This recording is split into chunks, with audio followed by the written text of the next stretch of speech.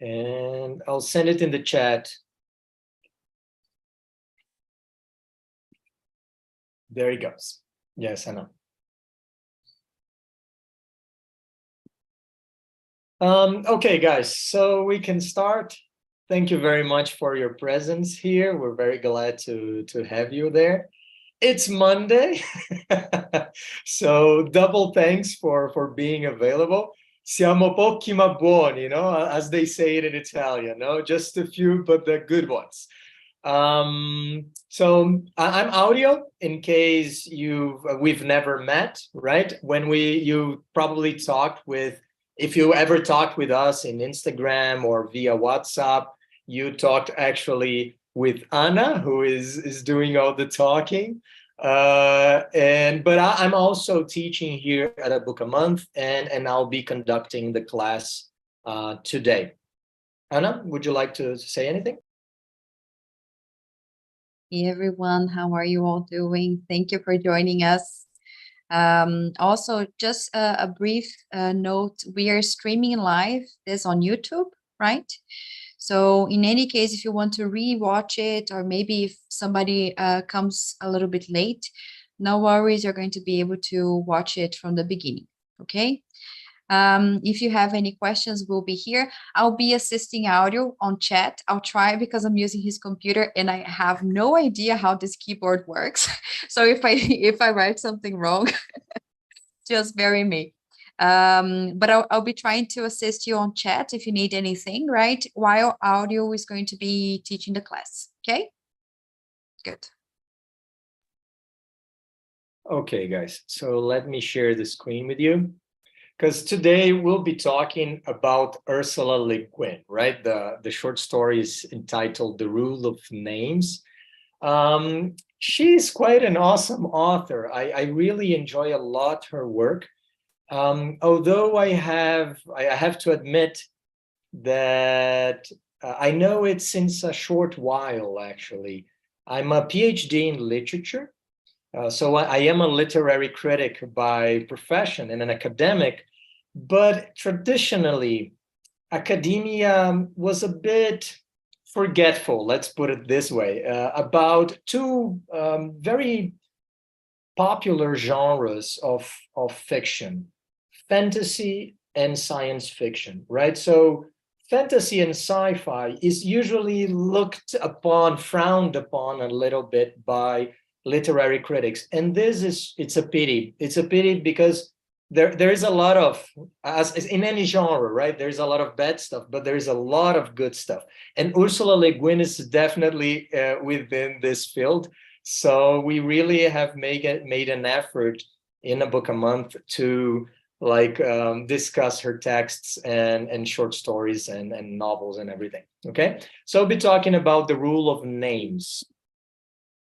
Just before we start, a little bit of presentation. Would you like to present us, Anna? All right, everyone. So I think at this moment, you already know us, but it's never enough to introduce us a little bit and to introduce our work. I am Carolina Torquato, right? I am a postdoc in literature, and I work mainly with comparative literature and with literatures in English. I did my master's in English literature in the UK, right? So this is why I have been dedicating so much time to literatures in English.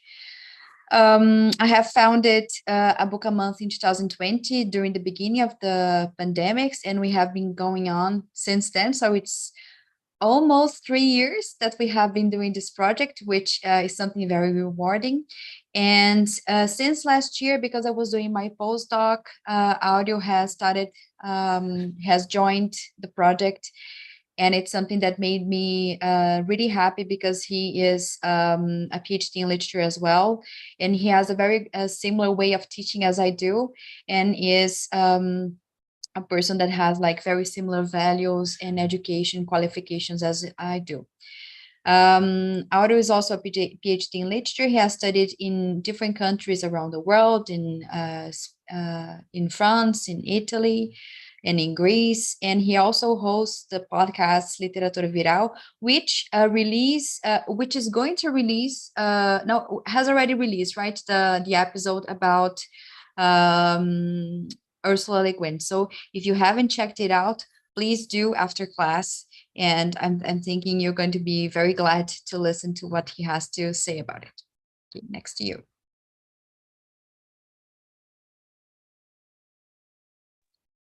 Thank you very much, Anna. And so before we start, guys, one initial question is, what exactly is a book a month? Okay, so in case you've never, this is your first time with us, just to make it clear, a book a month has two main objectives. We offer a method to practice and improve language. Okay, so this is definitely one of our bases, using foreign languages, but we do that but while learning about literature. Okay, so we teach literature and we use a foreign language as a tool, as a you know, a in between to reach a second higher, let's put it this way, objective. So we want to learn about literature and we use language as a tool. Okay, sometimes we even forget that we're you know, reading and discussing and teaching in English, and we just go with the flow. Diving deep in this that we'll be offering you today is an open class, so it's a little bit different of what we usually teach, but the idea is for you to have a little bit of a flavor of what we do in class. This would be similar to a class in the short stories course. Okay, so we have two types of courses. In one, we read novels, so a book a month as the name of the school, but in another course we read very short texts, okay, usually up to 10 pages long. So this would be like a long short story in our standards. Okay, so this is a class that we taught already and that we reworked for presentation today. I will allow you, you know, I'll give you an ample space to speak. Please feel free to speak whenever you'd like, okay, even with questions and everything. Just keep in mind that our class, usually there's more space for speaking. I'll be talking a lot today, but usually it's a bit different interaction in the classroom, okay? And I would like to start by presenting you guys Ursula Le Guin. Did any of you already, have you read Le Guin already, or do you have intimacy with her work? No? Okay, yeah. I've never heard of her. Okay. Should I unmute every time I would like to speak, or can I? Yeah, it's okay, yeah, sure. Okay. And then you mute again, or I do? Yeah, if you can do it, I think it's better, right? Then okay, all right. Okay. I don't want to be impolite here, but I think Christine, did you have you read already Ursula Le Guin? No? Well, okay, guys. So I'm also just excuse me. Sorry to interrupt. Just sure. One question. How many people are on this chat with us? Good question. I think about, because I can see only you and Anna and Gu apart from me. I don't know if there is something wrong with my because I'm not very well acquainted with Zoom. Yeah. Yeah, it's probably some configuration in your PC or because we are in 10 or 12. Because I really don't know how to handle it well. But at least I can see you, Anna, and another colleague. That's great. That's great. Okay, so who is Ursula Le Guin? Okay, she actually died. She was a contemporary writer. She actually died just a few years ago, a little bit before the pandemic, and she had a quite long career. You can see that she lived up to 90 years, almost. She died with 89, and that she produced since the 1960s. So she had a very, very long career. And she's very famous for her works within the genre of science fiction, okay? And one of the reasons why she's so famous within this genre is because she's one of the people that worked to produce artistic sci-fi, let's put it this way. Science fiction traditionally was very attached to the subject, to the plot. So new technologies, time travel, alien invasion, so what defines science fiction, it's not so much your style of writing, the way you structure the story. It's more about the theme. So if you're talking about new technologies and about aliens and about things like that, therefore it is science fiction. So it's a very broad and heterogeneous group. One of the things that Ursula Le Guin has really created in the end of the 1960s is a mixture with cultural anthropology.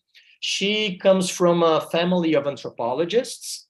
Her father is a very important, actually, cultural anthropologist in the USA. Her father has trained with Franz Boas. That is one of the biggest names in anthropology ever. And so she's very fluent within the field. She's very read and very learned about anthropology in general and cultural anthropology specifically. And she brings this to her literary production and combines this with science fiction. So she has published in 1969 this novel that is called The Left Hand of Darkness. And it's about a planet in a parallel universe. In this universe, humans have not originated on Earth. We actually originated in another planet, and then we migrated throughout the galaxy, and then we populated Earth. And then the different planets with humans, they've lost touch. And so they were isolated for millions of years, and they evolved differently. So it's a very complex world building. And in this particular planet, the inhabitants have no gender. Okay, so there is no male or female. Everybody has more or less the same sex, and everybody can become pregnant. And this the story is told by a diplomat that reaches this planet for the first time and describes their culture, their religion, their society. And it's really great because it reads as a work of anthropology, of ethnography, but it's about science fiction. And it's amazing because you take away gender out of society and it changes completely. If everybody can get pregnant, the entire society is completely redrawn. So this was a work that, rather than focusing, it's a science fiction novel, but rather than focusing on physics, mathematics, technology, she focuses on the soft sciences. That means sociology, anthropology, the humanities. So every time you have science fiction that leans towards the humanities, you get her Ursula Le Guin's style of doing things. And many people call these social sci-fi. Okay, sometimes they use the term soft sci-fi to talk about this kind of works. Ursula Le Guin hated the term, so she used social sci-fi. That's the one I use as well. It's a fascinating novel. I recommend it to you dearly. Okay, another example of how she combines humanistics with science fiction is this novel here. It's a novella, actually. It's very short. The word for world is forest. Okay, a very, very nice and interesting story about a planet that it's a forest. Like the entire planet is a forest. It is inhabited by a species of human beings that look more like apes a little bit, but they live in harmony with nature and they have like shamanistic rituals and stuff. So, it's Avatar 50 years beforehand. It's very much in the same style, like all about very hippie in a certain sense, like against the war in Vietnam, pro, like defending ecology, talking already about climate change and things like that. So it is a very avant-garde novel in this sense, and very much engaged with the problems of the day, because we are in the 70s. The 70s, you have a lot of a backlash because of the Vietnam War, for example. So she's very much dialoguing with problems that their country and the world was facing back then. At the same time, however, so there you go, it's a completely different type of science fiction that really creates a a whole new path within the field, and this will lead to many great conquests. Okay, and I'm talking about big writers here. Doris Lessing writes a lot of science fiction. Hermann Hesse, Nobel Prize winners, Octavia Butler. So there are many, like really literary authors, the like canonical classics that will start to turn towards science fiction. And I think Ursula Le Guin she's not the only one, of course, but she has a big role in that. Okay. Another thing that she's doing, however, is writing fantasy. That is another genre that is often put aside by literary scholars, unfortunately. And there has been an effort in the past 10 years, or even a little bit more than that, to change this. So to look towards sci-fi and fantasy to see value in it. And as a literary critic, myself and Anna, we're very much within this school of revaluing the greatness of this tradition. Okay, and actually, exactly at the same time when Ursula Le Guin was writing sci-fi, she was also writing fantasy. She published this novel that is also very influential and epoch-making, sincerely. The novel is called A Wizard of Earthsea. Okay, and then there is a sequel that will be published 1 year after, so in 1970. Okay, the Tombs of Atuan, and there are many others actually. She wrote within this Earthsea cycle. It's how it's called. Really, she wrote like many volumes, and the short story that we read is part of this Earthsea cycle. Okay, so we'll talk about a little bit more about that in a second. One thing that is relevant for us to think here is that Tolkien is amazing, and we love him. And I'm telling you the truth. I do love him. I'm very fond of Tolkien.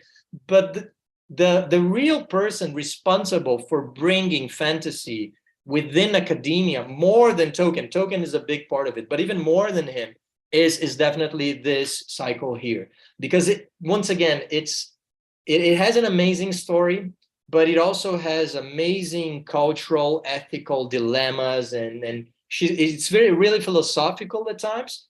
And then there's this combination of very artistic writing, and so a very kind of a complex way to present the story. So there are many. Those are values that we often tag upon canonical literature. So we're using this terminology to talk about Machado de Assis, about Balzac, about Tolstoy, and many of these, the same things that we say about them could also be applied to this cycle. Okay, so the reevaluation of fantasy also comes through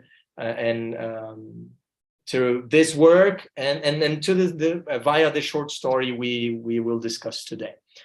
Another very interesting aspect of Le Guin's work is that she was an activist and a very active feminist as well. So I've just mentioned how one of her novels was confronting the idea of going to Vietnam for war and everything. So she's very engaged with her literary production, and very much so with feminism as well.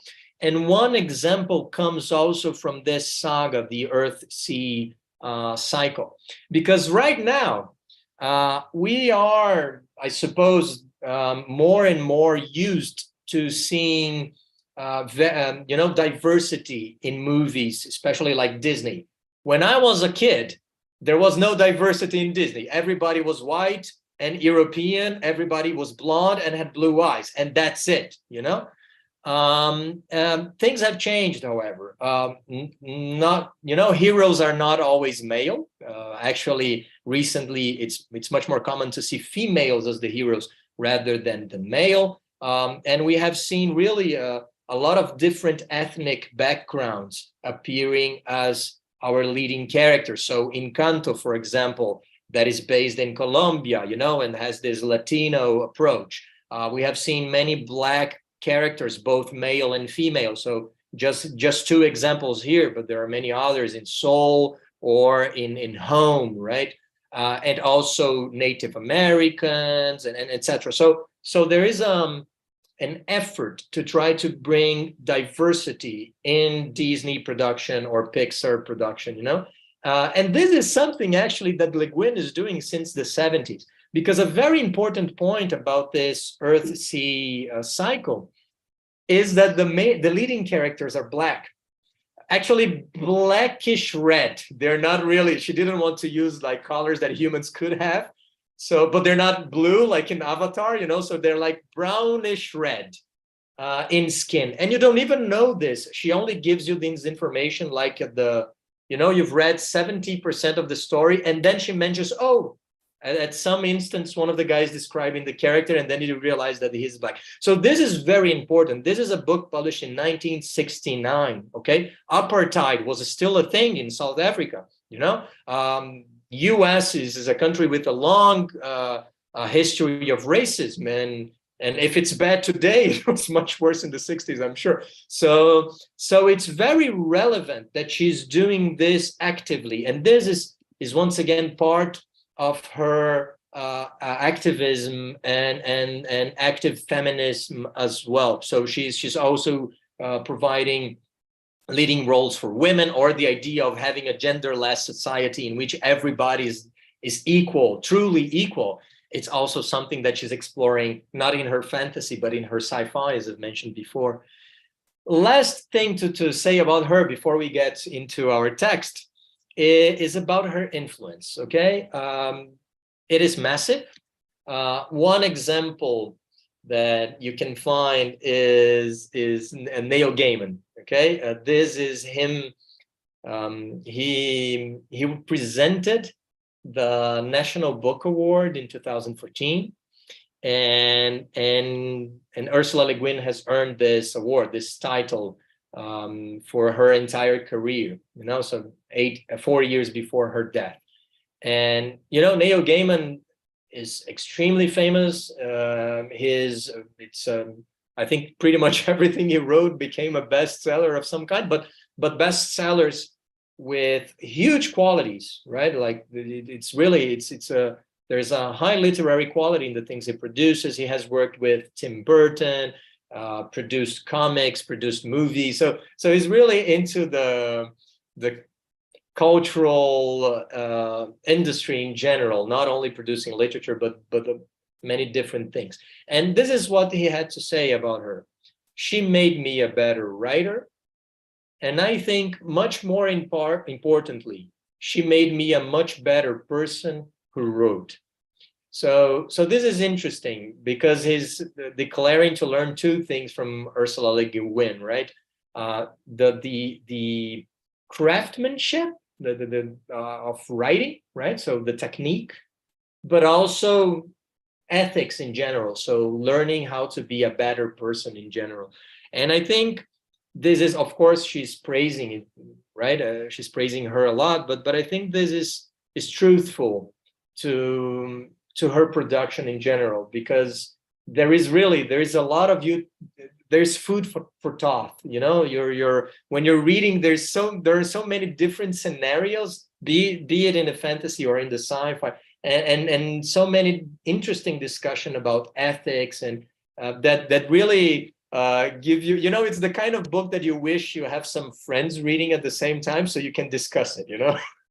So and usually when you feel the urge to discuss something that you're reading, it means that it's complex, you know. It's not like a average soap opera that you would watch in Globo, when you know that the bad guy is bad, the good guy is good, everything is, since the first episode you can already tell how it will end, right? This is not how Ursula Le Guin's works of art work. So that's pretty cool. As Anna mentioned before, I've released an episode of 2 weeks ago in my podcast. You can find it in Spotify or Apple Podcasts or whatever. It is in Portuguese, okay? But it's about empathy in her fiction. I'm talking about a different short story, but in case you're interested, you can find it later on. Any comments or questions up to this point? Can I go ahead? Okay, that's cool. So let's talk a little bit about world building, because when we're thinking about fantasy in general, and here Tolkien, it's a great example, or Narnia, if you wish, but or Harry Potter, by the way. When you're thinking about fantasy, we are accustomed to the idea that there's magic, right? There are monsters and different types of creatures and stuff like this.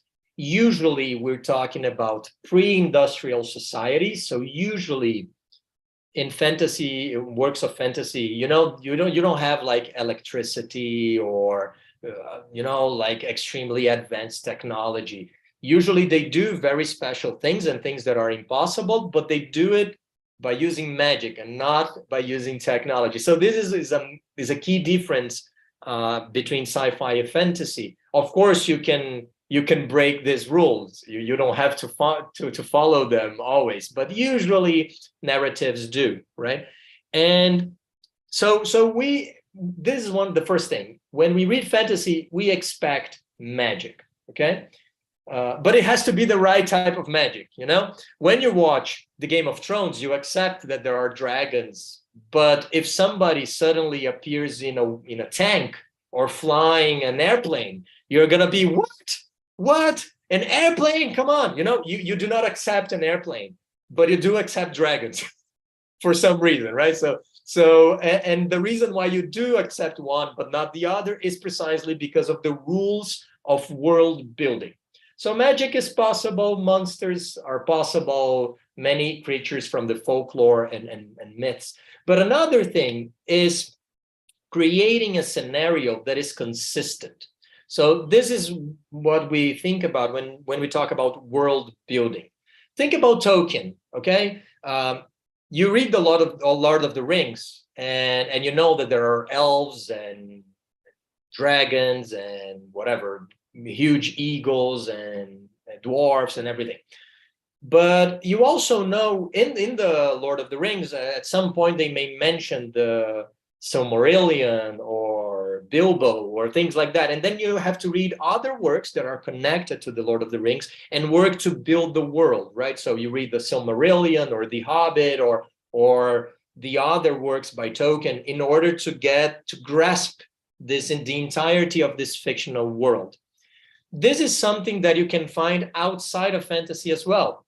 Balzac is very good for that, and Machado de Assis as well, because you can read Brás Cubas, and then you can read Quincas Borba, and then you can read Helena, and those three, you see the same characters being reused, and this is exactly the same strategy, world building. I think one of the reasons why literary critics frown upon fantasy is precisely this world building, because there's another thing that uses a lot of world building, and that is video games.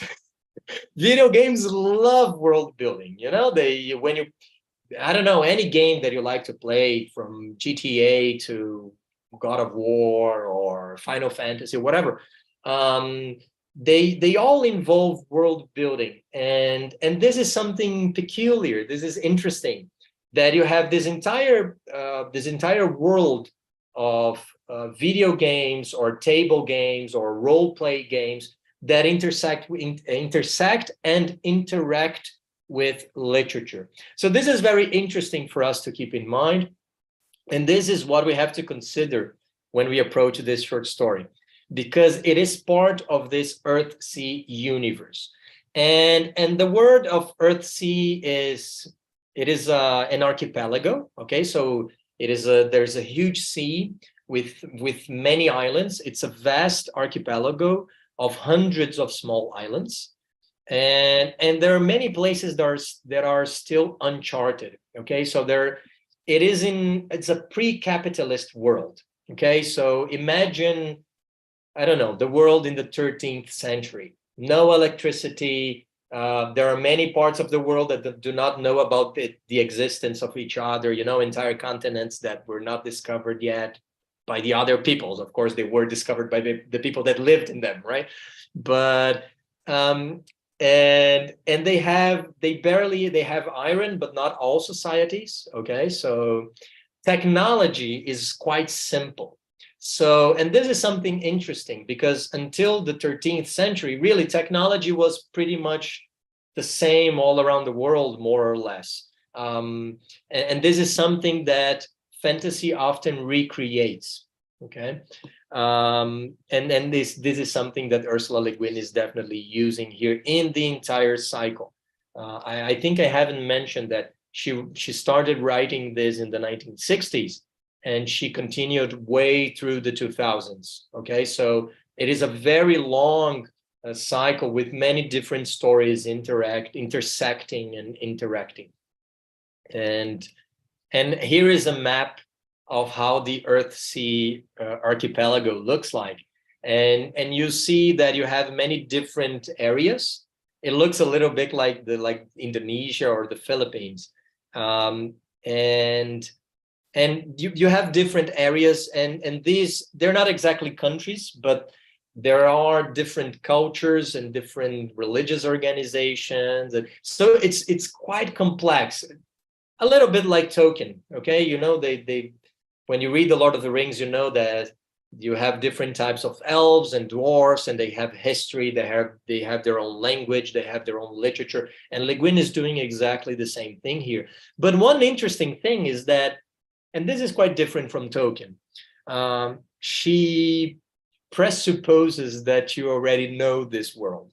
So when you're reading the novel or the short story, for that effect, you get the impression that you should know this stuff. You know, she's mentioning the islands and she uses the name, and she does not necessarily explain to you, you know, what the name is, where does it come from, who these people are, or she gives very brief explanations. So this is an interesting strategy, because it really do not bother the reader with lengthy explanations on the history of the world building. It really makes it smoother, and this is one of the qualities of her work and of this series.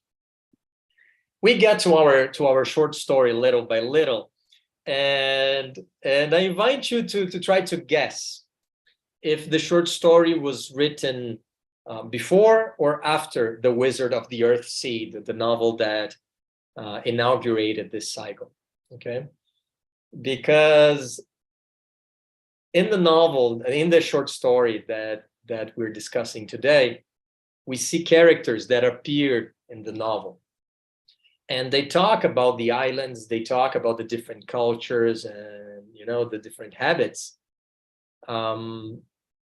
So we would expect for the short story to be written after the starting, you know, after the start of the cycle, with the first volume. But that's not the case. Okay, this short story was published in 1964, so 5 years before the volume came. So it's very interesting, because we get a glimpse of how this world is, but the entire explanation of how the world works, we'll only get it 5 years afterwards. So I find this very surprising. It's as if, you know, think about Harry Potter. Okay, in Harry Potter, there are a lot of, you know, parallel stuff, like the book. Do you remember that book, the Fantastic Beasts and Where They Live, or something like that, or Fantastic Animals and Where They Live? I don't remember the precise title. So this is it's another book that is connected to the world of Harry Potter, but is also separate, you know. And this came after Harry Potter, of course, because, you know, you read the story, you get acquainted with the existence of this book, and then eventually you read the book. It is Ursula Le Guin, however, does the opposite. Okay, it is as if J.K. Rowling had published this other volume before and then gave you Harry Potter. Perhaps a little bit like Tolkien, because when we're reading The Lord of the Rings, we think that first he invented the story and then he invented the languages, right? But actually the relationship is the other way around. Tolkien was a linguist and a philologist, and he was so interested in languages that he first created the languages and then created a mythology and all the background and the world in which the languages would be used. So it is also a little bit, the opposite of what one might expect. Any questions or comments? No? Okay. So now you guys tell me, our young Padawans, no? Le Guin is looking like Yoda here, right? What the story about is. If you had to summarize the rule of names, what could we say?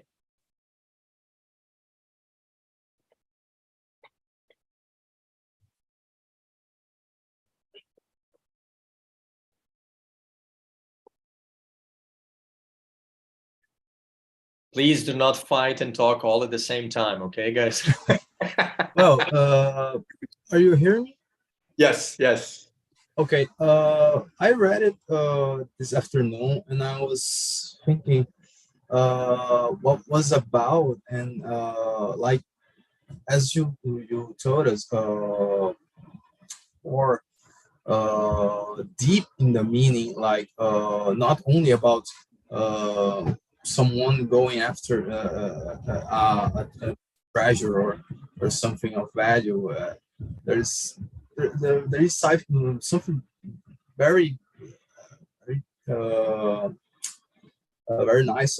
I liked about this story is the linguistic explore in this story.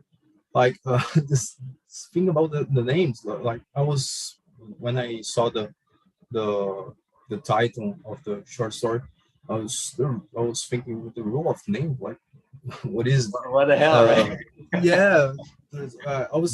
I didn't know about Ursula Le Guin, and I was searching a little bit about her, and I saw she was a fantasy and sci-fi writer, and then I saw it, and I was thinking, well, what could be about fantasy or something of sci-fi in it. So I was when I start writing, I was getting it and seeing actually a similarity with Tolkien's work, like in linguistics, and her interest in social linguistics actually. Yeah. And, like this is really nice. Like our name is something that we don't put so much interest in it, but like, we actually are wrong in it. So it is something that control things, and it is really it is really philosophical. Like it is very deep actually. Yeah. Thank you very much, Gustav. And yeah, so linguistics is a big part of this story, right? In the rule of names, we're talking about this Mr. Under the Hill, right? Underhill, and he's a magician, not a very good one, right? And then we are noticing a few odd things about this guy. He's not very efficient. He's kind of not even good enough, right? But is getting by, right? And then there is this sidetrack a little bit about the linguistics, as Gustavo was saying, the rule of names, something we'll discuss in a moment. And this interacts it might look as a side thing, as a parenthesis, but then it turns out to be a very important thing, especially at the end of the story, right? Which is kind of surprising. And this is one thing that I always recommend to our students is when you want to interpret a literary text, I recommend telling to somebody what it is about, perhaps even to yourself, because when you start to explain, like, what is the story about, the writing style, you start to realize many, many things and many different interpretations and many questions that you had not realized that were there, like hidden from you. So this is something I like to do, like you just have to summarize a little bit, to paraphrase what the story was about, and then you start to get many, many ideas. Okay. Perhaps Anna, can you help me to read this passage? Please, Ana Cristina, can I volunteer you? If not, that's okay. Yeah, sure. Now I unmuted. As I told you, I'm not very well acquainted with this Zoom thing. Don't worry. Okay, don't worry. should I start? Please. Okay. Mr. Underhill came out from under his hill, smiling and breathing hard. Each breath shot out of his nostrils as a double puff of steam, snow white in the morning sunshine. Mr. Underhill looked up at the bright December sky and smiled wider than ever, showing snow white teeth. Then he went down to the village. "Morning, Mr. Underhill," said the villagers as he passed. It was, of course, bad luck to wish anyone a good morning. A simple statement of the time of day was quite enough in a place so permeated with influences as Staten Island, where a careless adjective might change the weather for a week. Great, thank you so much. So this is the start, right? It's like the first paragraph of the short story. And we already get many interesting things here, because especially here in the end, we get this parenthesis, right? And in between, like as a side note, she tells us this, I don't know, it's a little ethnographical, cultural detail, if you will. You should not wish a good morning, because in these islands, the Satin Islands, right? Nobody ever heard about it. If you use an adjective in a careless way, the weather might be affected for a week. So you already have one glimpse, a hint that there's magic somehow involved in here. Perhaps you didn't know that it was a fantasy short story, but now you're already getting to you have many hints like these in the short story as you proceed reading, right? As you go on. And another interesting thing here is how Mr. Underhill is described, right? It's already a peculiar name for a person, and especially for the construction. Like Le Guin is pointing to us, like, look, this is a weird name, because, you know, Mr. Underhill came out from under his hill. Come on, I mean, she's repeating the name twice. She's like spelling it out for us, like under his hill. Look at this. It is important somehow.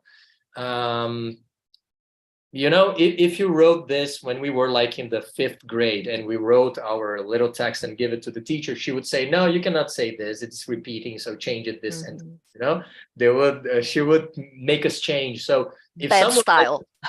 Yeah, bad style, right? So if she's doing this, it has a purpose to it. And I invite you to get this feeling of a double puff of steam. So it's a weird, peculiar character. Like he's breathing and you can see like smoke going out. When she smiles, she look at the sky and smiles like wider than ever. Okay, and his teeth are snow white. We'll learn later on that he's like he's a mid-age, he's like 50 something. He's a little bit overweight. He's very shy. His feet are a bit crooked, so he walks with difficulty. So he does not seem to be in his top shape and his top looks. However, his teeth are very white and beautiful. Okay, this is relevant. This is very relevant for what we'll learn later on in the story.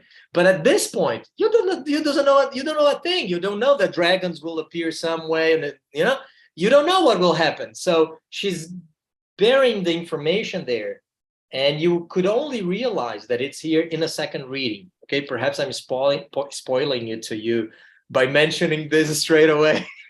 Please forgive me, but this is something that we find in good literature all over again. Especially in short stories, because they are so short, every word has a heavy weight. Yes. I don't know if I can put it in that way. Yeah. Great comment, Anna. Every word counts, right? And when you're writing something short, you have to be concise. You have no you have to spare, right? You have to like a poem. Yeah, exactly. Every word has great value. Exactly. Yeah. And there are many great classics of literature that work in precisely this way. The signals are all there, but you cannot realize in a first reading because you don't know what will happen later on. So sometimes I had a professor at university that used to say that we should not read, we should reread. And his point was precisely this one, that when you read good literature, when you read it for the first time, the Divine Comedy, for example, or Shakespeare, or, you know, like very complex classics, when you read for the first time, you get the part of the picture. But when you read for the second, the third, the fourth time, sometimes you start to see and you're like, oh my God, it was under my eyes and I didn't see it. And of course you could not, because you didn't know. This, you want an example? Grande Sertão Veredas, okay? You read it once with a lot of difficulty, especially the beginning, you're like, what the hell is happening here? And when you reach the end, you're like, oh my God. And then you have to flip back the book and start it all over again. And then it makes so much sense, right? So this circularity of literature is something that we see in a variety of great many authors, from Dostoevsky to Homer. And Le Guin is part of this as well. This short story is definitely part of this. Can I go on? Sure. Okay. Thank you. Right here, what I wanted to ask you is, did you notice anything suspicious? Because I think Le Guin expects us to notice suspicious things here. Why would he be smiling like wider than ever if he didn't have a reason? And it's interesting because this is not a detective story, for example. It's not a, Sherlock Holmes story or Agatha Christie, but it could be, because a story by Agatha Christie would start in a very similar way. So once again, see, she's misleading us to expect one thing, and then she'll surprise us going in a different direction, okay? One reason why we should be suspicious is because the kids are suspicious. So we see the children in the story, and they're saying this: he makes me nervous. He smiles so much, they all said, pouting, twisting silky ringlets around the finger. Nervous was a newfangled word, and their mothers all replied grimly, nervous, my foot. Silliness is the word for it. Mr. Underhill is a very respectable wizard. Okay, so the kids are suspicious. And because of that, they get a sermon from their mothers, because how dare you to be suspicious of Mr. Underhill, a very respectable wizard. Okay, newfangled means something that is new, that you've never seen before, something that is different from what we are used to. Okay, and so let's keep it here, okay? This suspiciousness. Let's drop it here, and then we'll, when you watch Ana Maria Braga and she prepares the sauce, and then she says, put it aside, and then we'll come back to it. So let's do the same thing here. We put it aside, and then once we cook the pasta, we come back to this point. My question for you guys, can anybody help me explaining what is the rule of names? Basically, when you know the name of a person, of something, you acquire the power over it.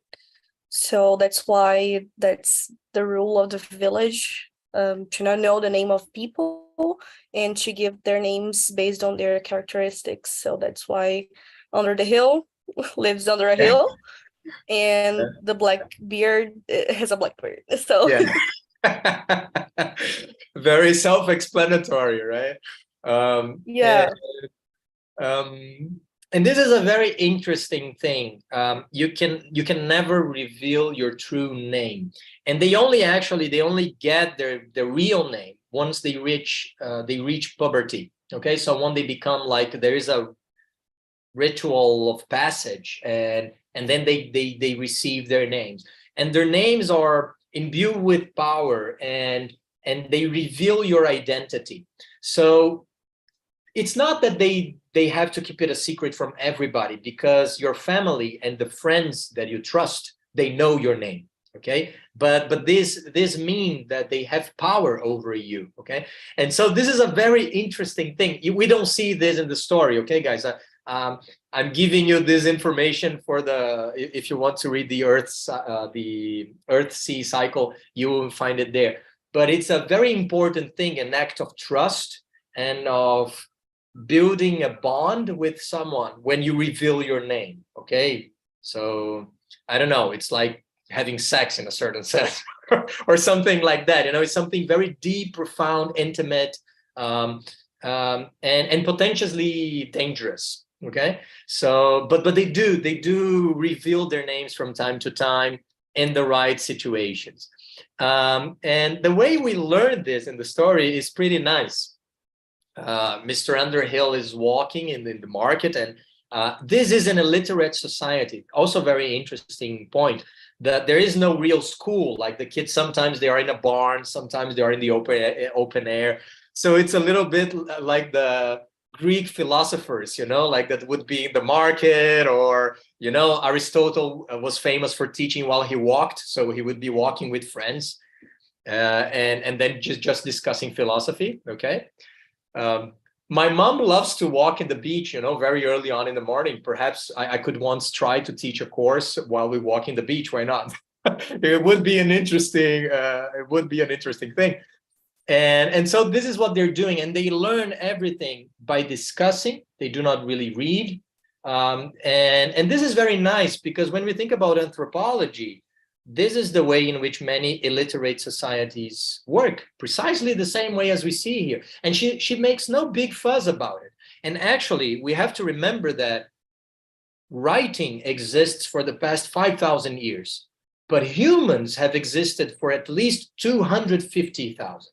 So for 98% of the history of Homo sapiens, this is exactly how we communicated and how we taught new generations. Was nobody could read before 5,000 years ago, right? In prehistory, nobody read. There was no such a thing as reading.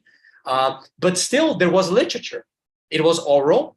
There was teaching, but it was not written down. It was just as we see it here. So Mr. Underhill is walking. The beautiful teacher is teaching, and then the children know that they cannot say their names, and they can never ask the names, but they do not really know why. And so Mr. Underhill explains.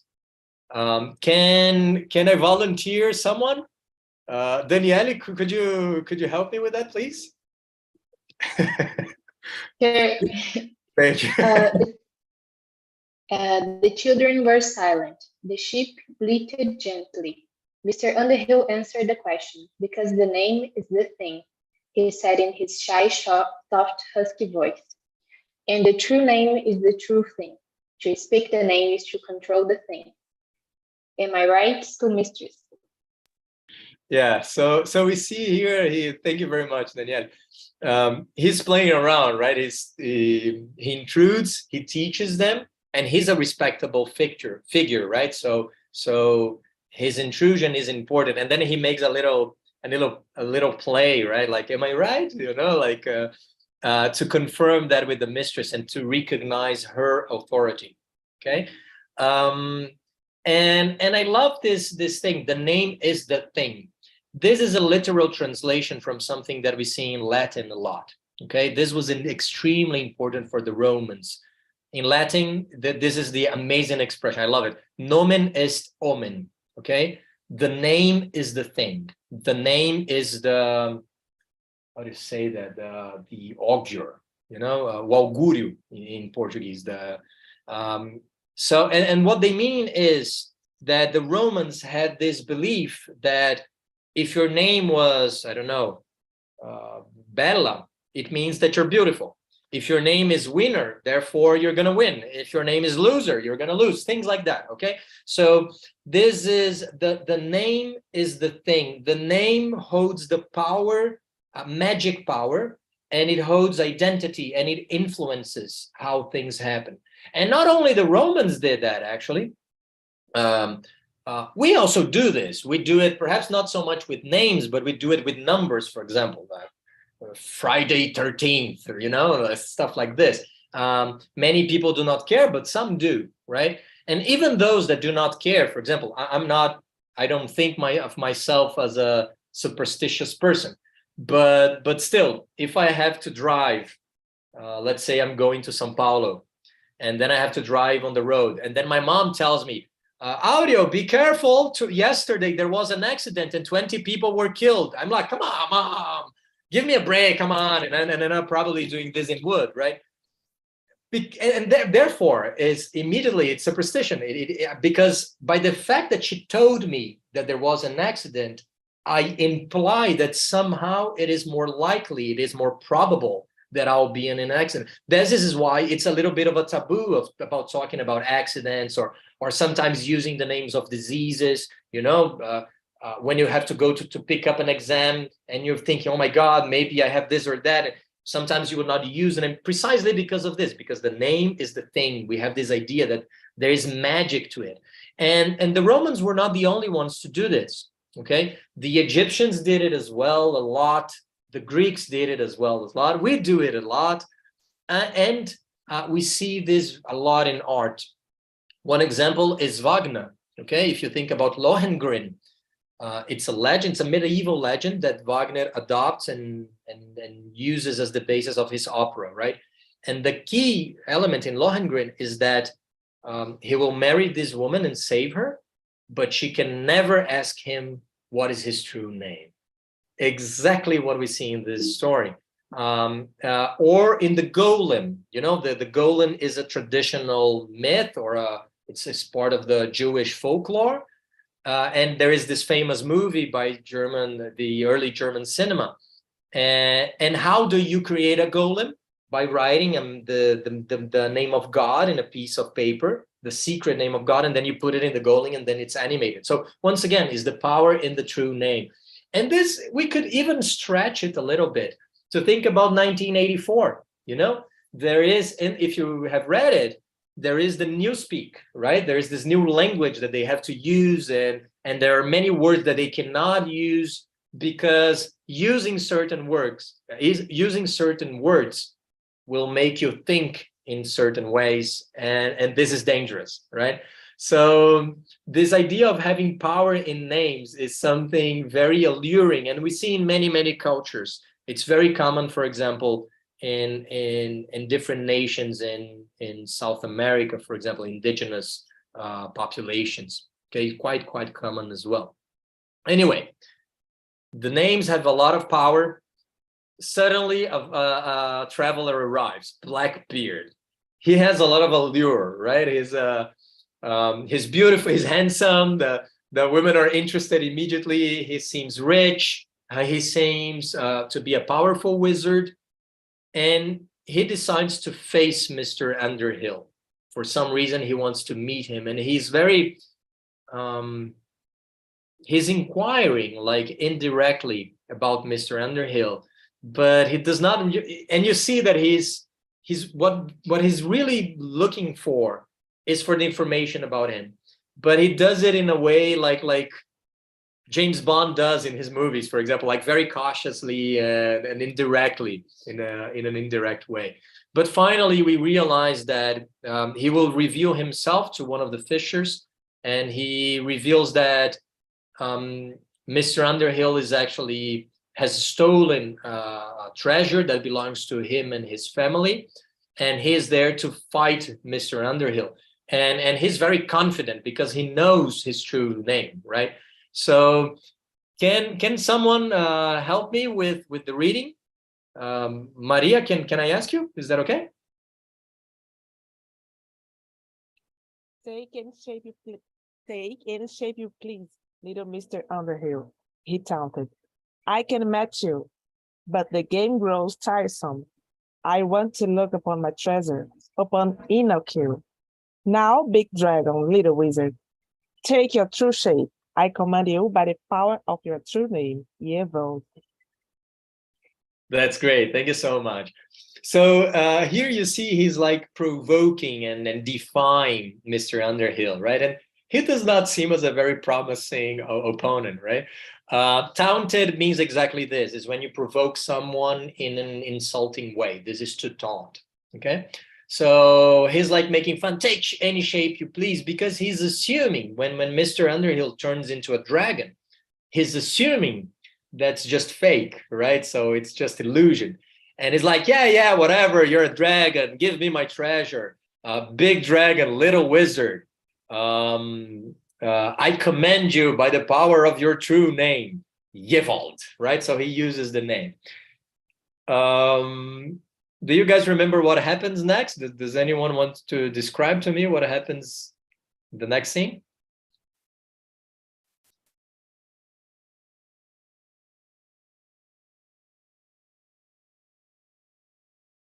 Something unexpected takes place. And it is that Mr. Underhill is actually a dragon. It's not fake, and he's not waiting for that. He's not expecting that at all. So when he says Yevald, he expects the dragon like to become this tiny magician or to see some other form. And it turns out that he will have to face a dragon. Okay, so just jump a little bit here. And it's super cool because one of the things that we see Ursula Le Guin manipulating is that she's not very fond of violence.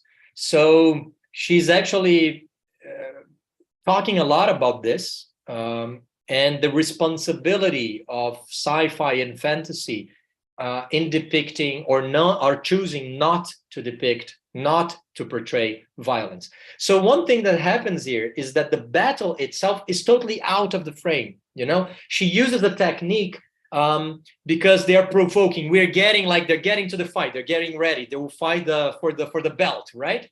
For the MMA belt. And suddenly she changes the focus to the fisher. Bird could not move at all, not even blink. He cowered, staring whether he would or not. He saw the black dragon hang there in the air above Blackbeard. He saw the fire lick like many tongues from the scaly mouth, the steam jet from the red nostrils. He saw Blackbeard's face grow white as chalk, and the beard-fringed lips trembling. Your name is Yevald. So you see, Ursula Le Guin does not tell us he was not expecting a dragon, he expecting something different. No, she shows us his reaction. He starts to look pale and starts to tremble, like, your name is Evil. He repeats once again, but not so confident anymore, right? So we see she's not giving us the result. She's not giving us the fish. She's telling us how to fish. You know, she's teaching us how to get out the fish for ourselves. So she's expecting a more active reader. Yes, said a great husky hissing voice. My true name is Yevald, and my true shape is this shape.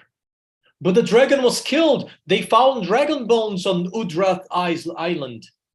That was another dragon, said the dragon, and then stooped like a hawk, talons outstretched, and Bert shut his eyes. So, you know, the talons are the claws of an eagle or urubu or something. You know, they have talons. So the dragon, like, after spitting fire, he's flying this way. And rather than describing how Blackbeard is killed and everything, what Ursula Le Guin gives to us is, and Bert shut his eyes. You know, he closes his eyes. So the violence is happening outside of the short story. And this is relevant for us to notice, you know, especially imagine Hollywood turning this into a movie. They would have a big problem with this. Okay, and probably they would change the story because as they always do, right? One fast comment, because I'm already speaking too much. Fast comment here. We all have seen dragons, and this dragon is taking care of a treasure, right? And this is something interesting about fantasy. that is using a lot of myths and folklore. This one is Smaug, if you haven't recognized him from The Hobbit, right? This drawing was made by Tolkien himself, right? So this idea of working with folklore and myths and fairy tales is something that is very, very old, at least since the 19th century. It is done in fantasy, and Tolkien and Le Guin are no exception. Another interesting thing for us to notice here is that there is a lot of influence from epic poetry, right? And for example, Beowulf, the epic poem of the Anglo-Saxon tradition. It's a poem from the 9th century, perhaps the 10th. And Beowulf kills a dragon. And by the way, the dragon is his son. It's his fault that the dragon appeared in the first place. So it's a very interesting type of hero, right? Because he's saving the day, but actually he's just cleaning the mess that he himself created. Anyway, yes, Anna, please go ahead. You know what it reminded me? Actually, when I first taught this class, it didn't come to my mind this possible similarity, but there is this fairy tale that was recollected by the Brothers Grimm, which is called, I wrote on chat if you want to check it. It's like Rumpelstiltskin. I don't know if you ever heard of it, but I think it appears on Shrek. So if you remember watching Shrek, you're gonna see it. But the idea is that this like gnome-like kind of figure is able to spin straw, like palha straw, into gold, and he helps like a miller's daughter in order to become richer, and then she gets married to the prince or the king or something like that, and then he is only able to teach her in exchange for her firstborn child.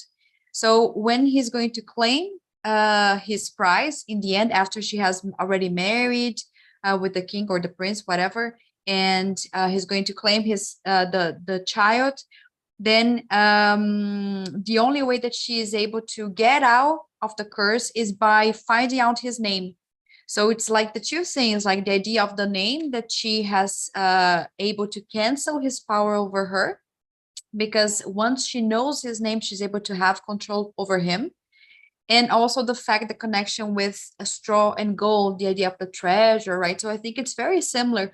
So in some ways, I think that also Ursula Le Guin is drawing from this tradition of oral fairy tales that have been like existing in European oral lit, as Aureo was saying, for a long, long time, but still she's trying to reshape it in various ways in order to accommodate this new type of sci-fi. So I find it really, really interesting.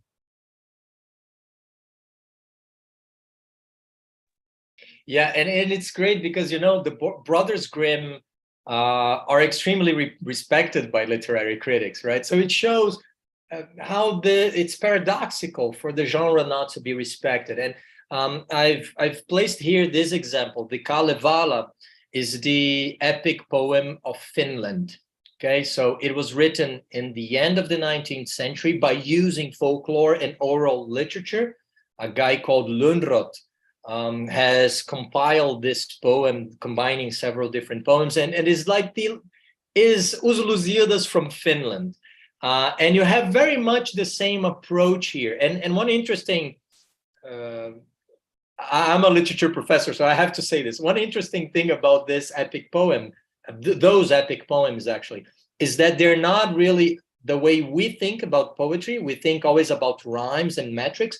Those are written in a different kind of poetry that is called alliterative poetry.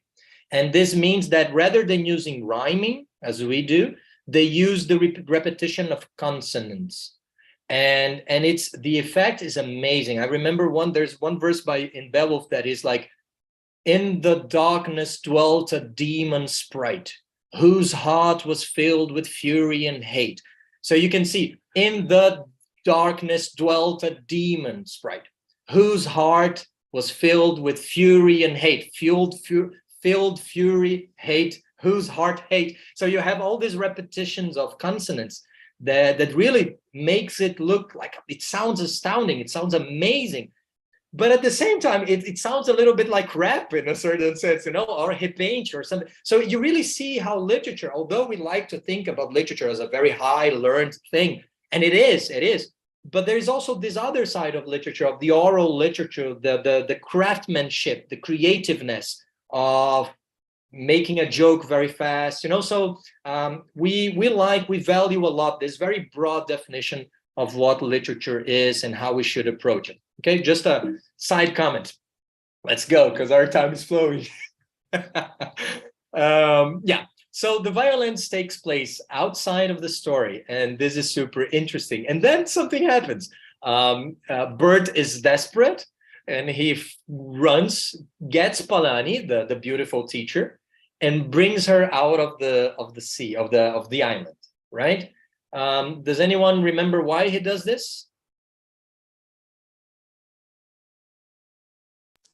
Because when Bert is talking with Blackbeard, they say the favorite meal of dragons is maidens, and Bert, when he sees Mr. Underhill turning into a dragon, he realizes his love is a maiden, so yeah, he needs to run with her.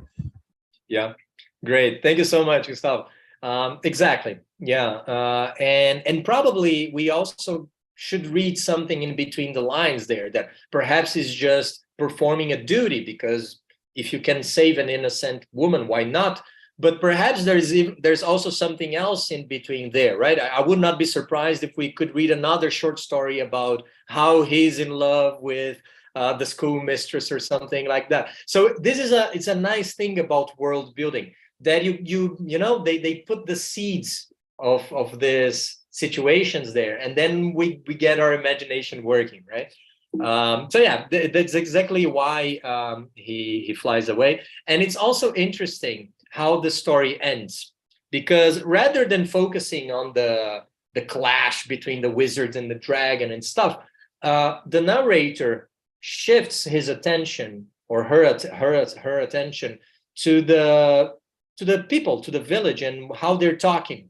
Okay, and they're talking about how Bert fled with the schoolmistress, and also how Blackbeard disappeared, leaving his things behind. So they're only talking about this. There's a lot of gossip going on, and they for 3 days they only talked about that, but eventually they did stop talking about it 3 days later.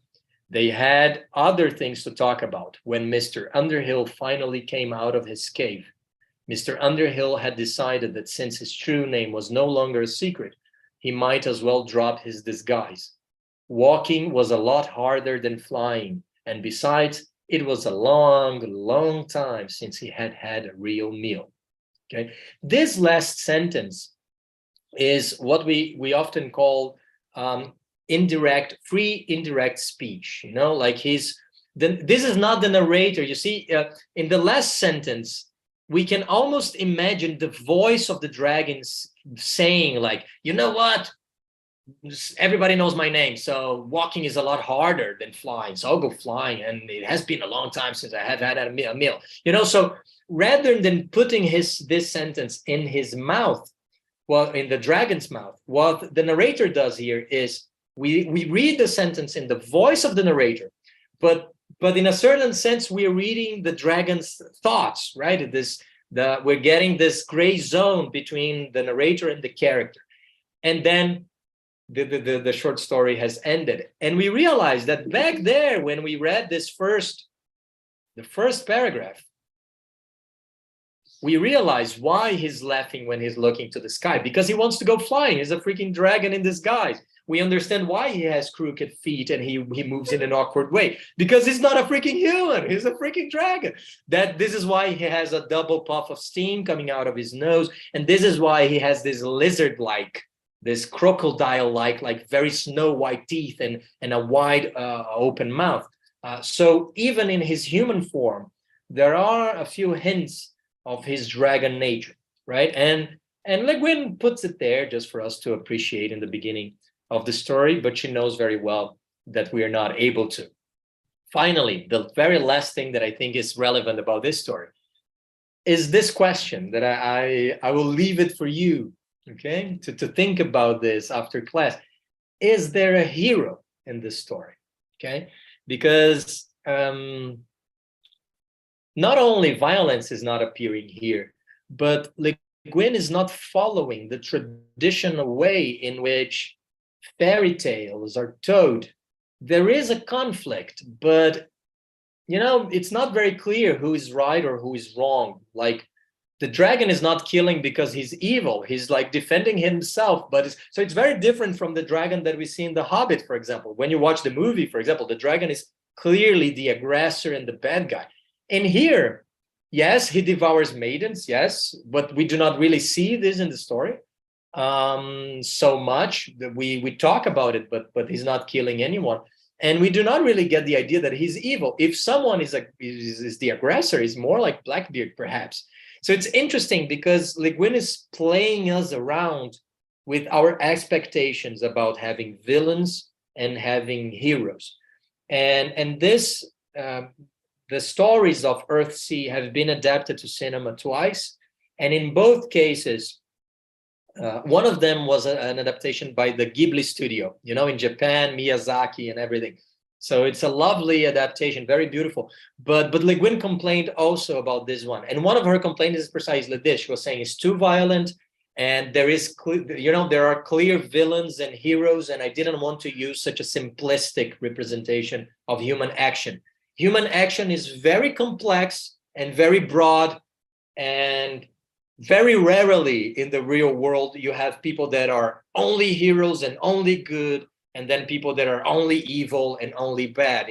Superman and Lex Luthor are too simple for reality, and Le Guin wanted to create this complexity in her work.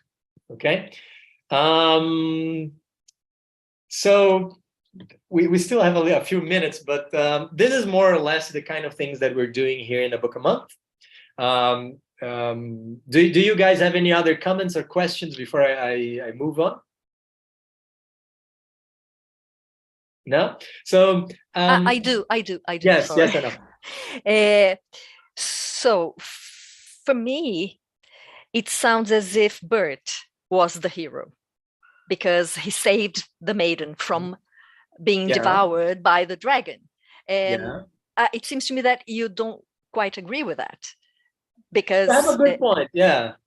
But I also think that usually we expect the hero to be doing the fighting as well, right? So I agree, I accept there is some heroic charge there, but in a certain sense, it's not different. A real hero. Yeah. Okay. It's not what we would be expect. Imagine if you're watching Spider-Man, right? Then when the dragon appears, the heroic thing that Spider-Man does is get the girl and flee. Right, yeah, would that's not right. really accept us feeling his role, right, as a superhero. Yeah, that's right. That's right. Yeah. So it is heroic for sure what he does, but it is already a manipulation and a change, a creative way of using this, right? He's not the hero in the short story. Yeah, Le Guin is playing around with what we expect a hero to do, right? So, okay. But you have a very good point. You. Thank you. Yes, Thank you. Who wanted to say something, Christine? Yeah, so I don't think he's a hero because considering the rest of the village became a meal, right? So he saves the girl, but the rest of the entire village is dead. So he didn't get much of a saving of the rest of the people. You have a good point. You have a good point, because he should have warned the others. He does not tell anyone, right? He just flees away. Yeah. That I had not thought about this, but you're right. So you see, this is exactly what I mean when I mean about Le Guin changing our expectations and working that with it. Because now we have a very interesting discussion here. Is he the hero or not? Yes, in a certain sense he is, as Anna said. He saved the girl, etc., etc. But then on the other hand, as Christine said, he did not warn anyone. So what the heck? Now everybody's gonna die. So yeah, this is the great thing. We get complexity. That's what I like about short stories, because there are so many layers. Yeah. In a short story. Yeah, definitely. Yeah. So yeah, I just wanted to give you guys a flavor of how our classes are, and this is the kind of things that we would be doing on a weekly basis or a bi-weekly basis. It depends on the type of courses that we offer here. So I'll go through a brief presentation of the school. Do you want to say anything, Anna? No, you said that you wanted to give us a flavor of it, and then I was just saying that it tasted great. So thank you very much for the class. Thank you so much. It's our pleasure, Anna. Okay, so a very brief presentation here, guys. What we'll be reading in March, and we promise that we'll take 1 hour and a half, so I'll try to be in with the time. We offer two types of courses, and they depend on how much time you have to read. So if you have more time, you may wish to read a book a month, right? So one novel every month.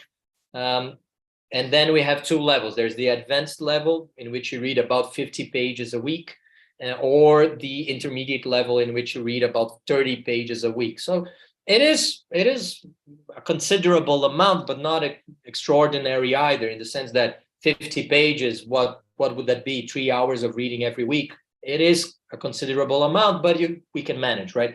If you do not have a lot of time, however, you can go for the short stories course, because we read texts up to 10 pages. So usually it's less than half an hour of reading every week. Okay, so this is one thing to keep in mind. In the short stories course, we'll be reading Herman Melville next, Bertolt Bartleby, the Scrivener, a great classic, right? It is a slightly longer, so this is why we'll break it in two classes. So 1 week we read the first part, and then read the second part, and then in the second part of the month we'll be reading Eileen Chang. She's a Chinese author. Okay. She translated her own works into Chinese. She has fled the revolution in China and moved into the US. And she wrote this very interesting story, Lust Caution, about secret agents in China. It's pretty cool. I know of a literary critic that I trust a lot, and he's a specialist in Chinese fiction. And he says that in his opinion, she's the best Chinese writer of the 20th century. Okay, so it's his opinion. I don't have the expertise to say such a thing, but I trust him. And this is one of the things that we do here in A Book a Month. We do mostly literatures in English. Okay, so this is different from English literature. Okay, we love English literature. We love literature from the US, but we also try to discuss things from Nigeria that were written in English, things from India, things from Australia, from New Zealand. So we really think very broadly. And from now and then, every now and then, there is a 15% that we allow ourselves to pick up in translation. So, you know, if you're going to read this in Portuguese, it's going to be a translation anyway. So why not do that in English as well? We take a lot of care with that, but because we love global literature, so we really want to think about not only Europe, we love their tradition, but the entire world, and we make a big effort to try to discuss texts from Asia, from Africa, etc. So this is the kind of writers that we'll be rediscussing the short stories course: Lovecraft, Virginia Woolf, Thomas Mann, Charlotte Perkins Gilman, Alice Walker, very many important people, Nobel Prize winners, classics of literature, classics of horror in the case of Lovecraft. Yes, Anna, go ahead. And just to mention that Agatha Christie, we start tomorrow, right? So from tomorrow on until like the end of next week, we talk about 2 of her short stories. I published it on Instagram: The Adventure of the Egyptian Tomb and The Mystery of Hunter's Lodge. So if you're interested in reading Agatha Christie, we start with her this month, and then we go to Eileen Chang, if I'm not mistaken, and then to Herman Melville. That's great. And then in the other type of courses, in the novels, we'll be reading In the novels advance, Jack Kerouac, very big influence in American literature, right? The author of On the Road, a great classic. We'll be reading, however, The Dharma Bums. That is like a sequel to On the Road. Very nice, about two friends hitchhiking together, and they go mountain climbing, they do trekking. It's pretty cool. They discuss Buddhism. Is a very nice story. And we'll also be reading these other texts. So we'll be reading Ursula Le Guin, by the way, The Left Hand of Darkness in May. But before that, we'll be reading Pearl S. Buck. She is not widely known, and I have no idea why, because she won a Nobel Prize and the Pulitzer Prize. So the two most prestigious prizes in literature. She won them both. And we'll be reading one of her first books, East Wind, West Wind. And finally, Salman Rushdie, a great contemporary writer, still alive, from India, living he became a British citizen. Haroun and the Sea of Stories. That is a dialogue with 1001 Nights. You know, so very nice, very funny book. I love it. And all of them are connected by the theme of traveling. We like to organize our readings by theme, more or less, so we get many different perspectives. And finally, in the novels intermediate, we'll be talking about Hermann Hesse, the next reading, Siddhartha. Hesse does not require a presentation, right? He won the Nobel Prize. He won so many great novels, great influence in literature in general. This group is dedicated to talk about happiness. Okay, so we talk about the happy days or the lack of it, because after Siddhartha, we'll be reading Albert Camus, The Stranger, very philosophical and profound novel, a classic of British literature, The Secret Garden. So many movies, everybody loves it. And my favorite, John Steinbeck, Cannery Row. Okay, Steinbeck usually is quite difficult to read, but this one is quite easy and super funny as well. So this is why we chose it. Yes, Anna. I just wanted to remind you that today would be John Steinbeck's birthday. I don't know how old would he be, but it's an important day. I published some video about that, and later on today, people are going to publish something concerning Siddhartha. If you wanna, and also about Hermann Hesse, like a little short video, talk a little bit about Hermann Hesse, because I think that although he's a very well-known writer across the globe, I think that at this point in the 21st century, not many people read Hesse anymore. Maybe he got a boon in the 1960s and 1980s, but not much nowadays. So we want to revive a little bit this thrill about the author. So we're very excited to talk about Siddhartha as well. And we begin classes next week, from next week on, Siddhartha. And finally, guys, so it's about happiness. This is just to let you know, some of our courses, like the short stories or one of the classes of the novels intermediate, they happen on a weekly basis. So either every Tuesday or every Wednesday. But other courses, they are bi-weekly. Okay, so they only happen twice a month. The classes are a bit longer, but we meet less frequently. And it's a matter of style. Some people prefer one, the others prefer the other, but the amount of content that we cover is pretty much the same. And we have all these classes on Saturday and Thursday, whatever it pleases you. And you can find all of this info in Instagram, as well as the prices. There's different prices based on if it's on a weekly basis or a bi-weekly basis. Okay. And I think that's all, guys. We promised you 1 hour and a half of classes, and we started 5 minutes late. So I'm finishing 1 minute beforehand. Thank you very much for your attention and for your presence. It's really delightful to have you here. And if you have any comments or questions, we're here, okay?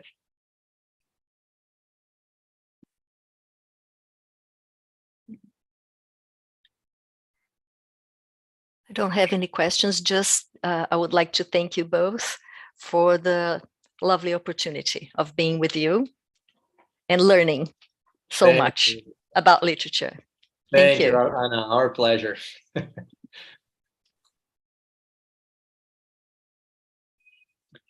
Okay, guys, so that's it. Thank you so much. Then if you want to rewatch it or recommend it to someone, it will be in our YouTube channel. So we just have to search there, A Book a Month, you'll find it. And that's it. Thank you very much. I hope you enjoy the class and the short story, and see you around.